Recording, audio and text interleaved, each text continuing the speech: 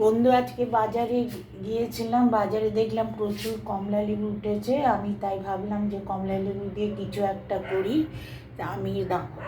তাই আমি 1 কেজি কমলা লেবু নিয়ে আসলাম। প্রথমে ভাবলাম যে পায়েস করব, কিন্তু এটা যদি কেটে যায় সেই জন্য পায়েস না করে পোলাও করবো ভাবলাম। ভাবনার সঙ্গে সঙ্গে কাজেও লাগিয়ে দিলাম।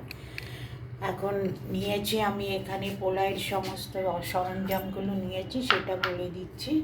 এখানে নিয়েছি আমি লঙ্কা কুচি সামান্য, মাখন নিয়েছি সামান্য, ঘি নিয়েছি 50 গ্রাম, গরম মশলা নিয়েছি, এলাচ, দারচিনি, মন্দ, নুন সামান্য, কিশমিশ।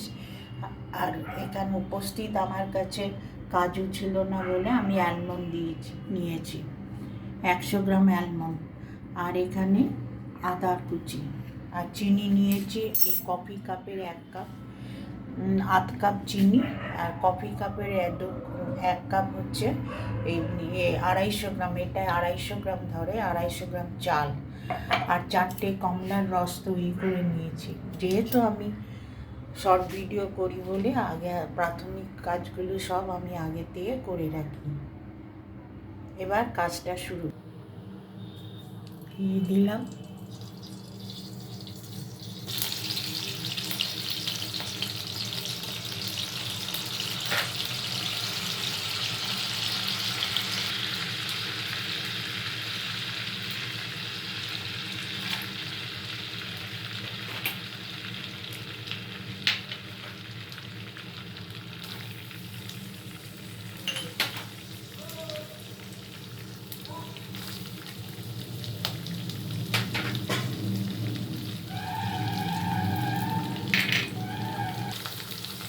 কিশমিশটা দিলাম।